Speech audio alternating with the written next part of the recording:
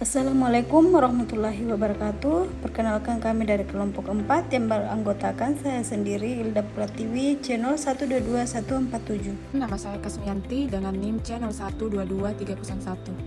Nama saya Isra Agung Tuhan dengan NIM C012234. Saya Bagus Segara dengan NIM C01222323. Sejarah singkat perusahaan Apple. Perusahaan Apple atau Apple Incorporated didirikan pada 1 April 1976 oleh Steve Jobs, Steve Wozniak, dan Ronald Wayne di negara bagian California, Amerika Serikat. Produk pertamanya adalah Apple I, sebuah komputer rakitan sederhana. Apple mulai dikenal luas setelah meluncurkan Apple II pada tahun 1977 dan Macintosh pada tahun 1984 yang merupakan komputer pertama dengan tampilan grafis atau GUI. Setelah mengalami krisis dan keluarnya Steve Jobs pada tahun 1985, Apple mengalami kemunduran, namun saat Jobs kembali tahun 1997, Apple bangkit kembali dengan produk-produk inovatif seperti iMac, iPod, iPhone, dan iPad. Produk-produk ini menjadi Apple sebagai pelopor dalam dunia teknologi. Sejak tahun 2011, di bawah kepemimpinan Tim Cook, Apple terus berkembang dengan merambah layanan digital dan perangkat pintar seperti Apple Watch, iPod, serta layanan seperti iCloud dan Apple Music. Kini, Apple menjadi salah satu perusahaan teknologi terbesar dan paling berpengaruh di dunia. Selanjutnya, definisi strategi pembelajaran dan pengembangan. Strategi pembelajaran dan pengembangan adalah kebijakan dan pendekatan sistematis yang diterapkan perusahaan untuk meningkatkan kemampuan, pengetahuan, dan keterampilan karyawan secara berkelanjutan. Tujuannya adalah memastikan bahwa karyawan dapat memberikan kontribusi maksimal dalam mencapai tujuan strategis organisasi, serta tumbuh secara profesional dalam lingkungan kerja.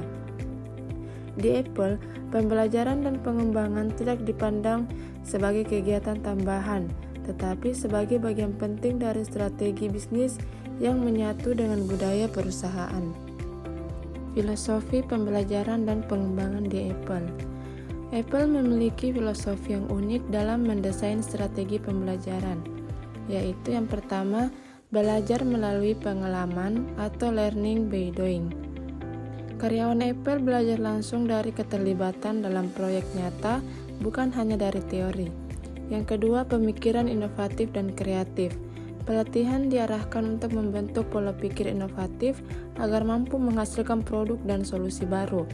Yang ketiga, kustomisasi pembelajaran. Setiap pelatihan disesuaikan dengan posisi, potensi, dan kebutuhan karyawan. Tidak semua pelatihan bersifat umum. Yang terakhir, pembelajaran sebagai budaya organisasi.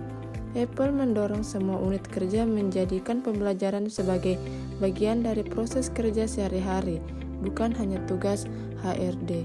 Strategi pembelajaran dan pengembangan di Apple. Apple menerapkan beberapa pendekatan utama berikut.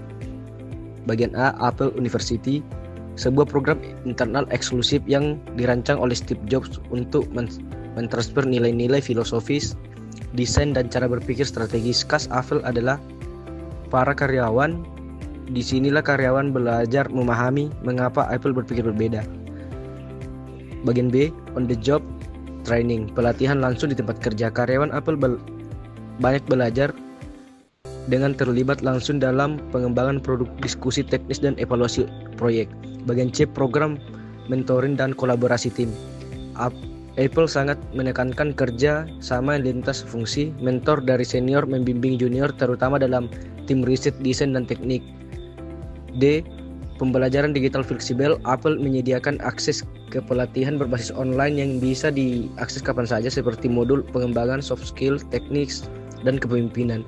Bagian E, pelatihan khusus customer experience. Bagi karyawan Apple Store, pelatihan difokuskan pada pelayanan berbasis empati dan pemahaman mendalam terhadap kebutuhan pelanggan. Selanjutnya yaitu dampak strategi pembelajaran di Apple. Strategi pembelajaran yang diterapkan Apple memberikan berbagai dampak positif, antara lain Yang pertama, inovasi yang berkelanjutan. Pembelajaran yang terintegrasi dalam pekerjaan memungkinkan Apple menghasilkan produk-produk revolusioner secara konsisten. Terus yang kedua, kinerja individu dan tim meningkat. Karyawan merasa lebih kompeten, percaya diri, dan produktif. Yang ketiga, retensi dan loyalitas. Karyawan merasa dihargai dan didukung dalam pengembangan diri, sehingga menurunkan tingkat keluar masuk atau turnover. Selanjutnya yaitu konsistensi budaya perusahaan. Lewat Apple University dan pelatihan internal, budaya kerja Apple tetap terjaga meskipun perusahaan terus berkembang secara global. Materi selanjutnya itu adalah kesimpulan. Apple Inc. menjadikan strategi pembelajaran dan pengembangan sebagai inti dari keunggulan kompetitif perusahaan dengan pendekatan yang praktis berbasis pengalaman dan terintegrasi ke dalam budaya kerja. Apple berhasil menciptakan lingkungan kerja yang inovatif dan adaptif. Melalui program seperti Apple University, on-the-job training, dan mentoring, Apple tidak hanya mengembangkan teknologi, tetapi juga mengembangkan manusia-manusia yang unggul menjadi penggerak utama keberhasilan perusahaan. Terima kasih.